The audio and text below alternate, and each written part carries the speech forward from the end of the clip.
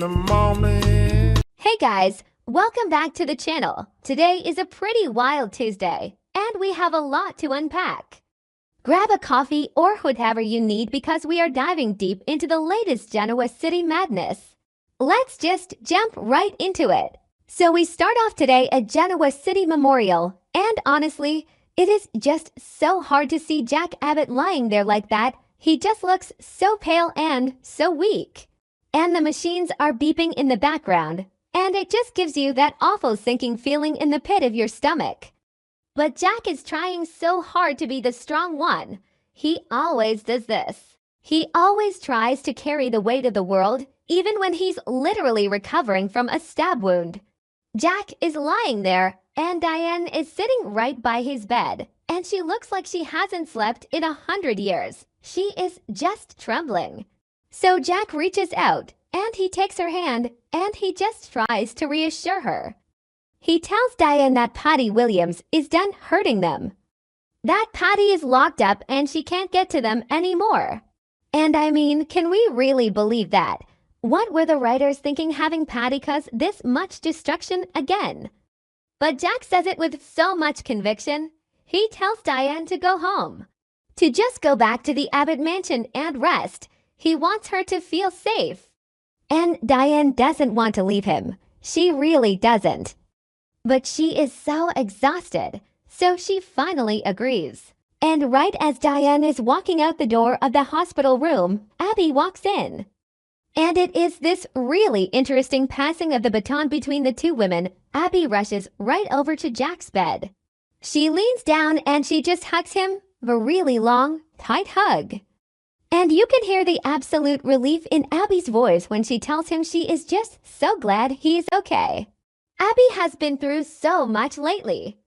So much stress, and losing Jack right now, that would have just broken her. It would have been the straw that broke the camel's back, but Jack is okay. He's alive. He survived short punches. He always survives. But then the mood shifts. It shifts really fast. Abby pulls back from the hug, and she makes this really sad, cryptic comment. She just kind of sighs and hints that she deserves a happy ending. And it just hangs there in the air, a heavy, sad comment.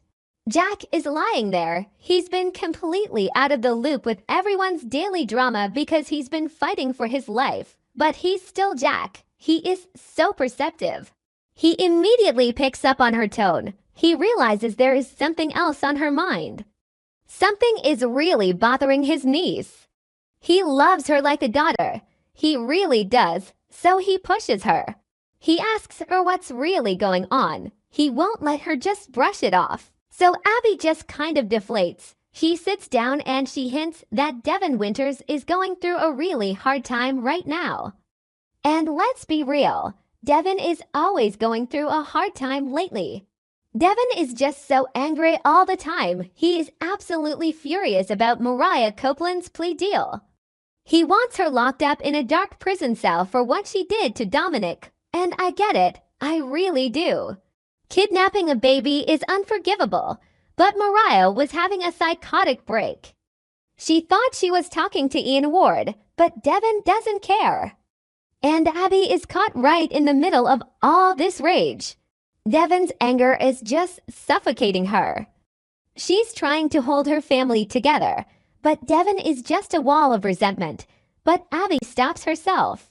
She doesn't want to dump all of this heavy emotional baggage on Jack, not when he's in a hospital bed recovering from a knife wound. But Jack, being Jack, offers her comfort anyway. He gives her this classic Jack Abbott optimism. He tells her that things have a way of working out. He gives her that warm, fatherly smile. And Abby really appreciates it. She needed to hear those comforting words so badly. She needed someone to just tell her that things might actually be okay. Even if maybe Jack is being a bit too optimistic. I mean, who actually believes this is going to end well for Devin and Abby? Their marriage is so strained right now. But for a minute, in that hospital room, Abby feels a little bit of peace. So then we cut over to the Abbott mansion, and the vibe is completely different. It's like night and day. It's a total ladies' night. Lauren is there, Ashley is there, and Tracy is there. And they are celebrating. They are celebrating Jack's recovery and the fact that the horrific Patty Williams nightmare is finally over. They have snacks laid out. They're having a few drinks. And it's just so nice to see them smiling. They start having these flashbacks of John Abbott. Good old John, the patriarch. Man, I miss John Abbott so much. The show just isn't the same without him. He was the glue that held that crazy family together. And Tracy and Ashley are just remembering him, sharing stories, and it's so sweet. It really pulls at your heartstrings. And then they do this really fun thing. Ashley and Tracy jokingly declare Lauren an honorary member of the Abbott clan. Which is honestly so fitting. Lauren has been around forever. She's been through it all with them. She's practically family anyway. So they're laughing and snacking and just having this really warm, beautiful moment. It's the kind of family scene we don't get enough of anymore. Just people loving each other and supporting each other after a crisis. But then the front door opens, and it's Diane. Diane interrupts the fun. And honestly, I expected things to get super awkward. Diane has so much history with Ashley, so much bad blood. I mean, Diane faked her own death. She let them all mourn for years. She let Kyle think his mother was dead, so you'd think Ashley would just glare at her and tell her to get out. But that's not what happens. Instead, Diane gets this incredibly warm welcome home. It's actually shocking. A warm welcome. Who would have thought Ashley and Tracy would be so kind to Diane? Maybe I'm being too harsh on their past, but you get what I mean. It's a big deal. Diane is completely overwhelmed by it. She walks in, and she just confesses that everything feels different now. She tells them that she feels a true, genuine acceptance from the family. And that's huge for her. Diane has spent her whole life feeling like an outsider, always scheming, always fighting to survive. But now, standing in that living room, she just feels accepted. And she completely breaks down. She starts sobbing. The trauma of the horrific experience with Patty and Dr. Markham just comes crashing down on her. All the fear, the running, the lethal syringe.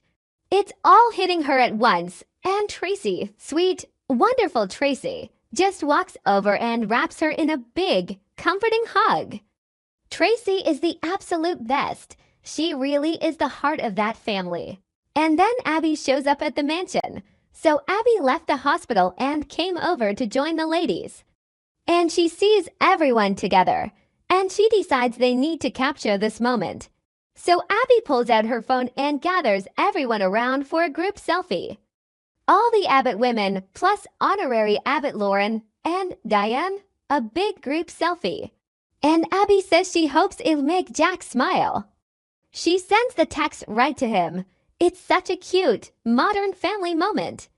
Just a quick flash of happiness in the middle of all this darkness. Back at the hospital, Jack's phone buzzes on the side table. He reaches over, his arm still shaking a little, and he looks at the text. He sees the selfie, and he smiles a real, genuine smile.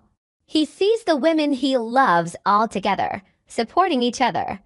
He sees Diane looking safe. He sees his sisters. But the smile doesn't last long. It fades. Because Jack is alone in that hospital room, and the silence is loud. The silence is way too loud.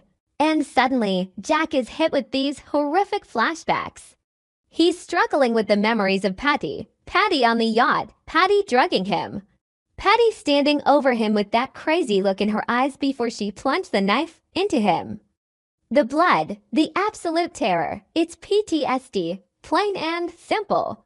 He is deeply traumatized by what that woman did to him. Every time he closes his eyes, he sees Patty. He feels the blade. It's terrifying. And honestly, it makes me so mad at Victor Newman all over again. Victor is the one who brought Patty back into their lives. Victor funded her.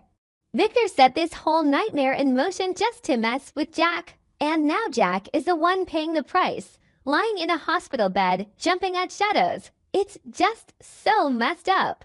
But then, interspersed with those horrible images of Patty, he gets these warm, happy memories of his dad, John Abbott smiling at him. John putting a hand on his shoulder and giving him advice.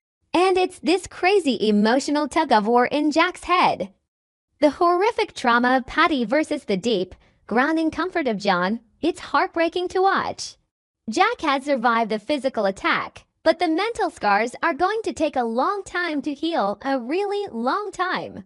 He's fighting a battle in his own mind right now, and I just hope he can hold on to those memories of his father to pull him through the darkness, because Patty really did a number on him. She broke him down, but Jack is an Abbott, and Abbotts don't stay down forever.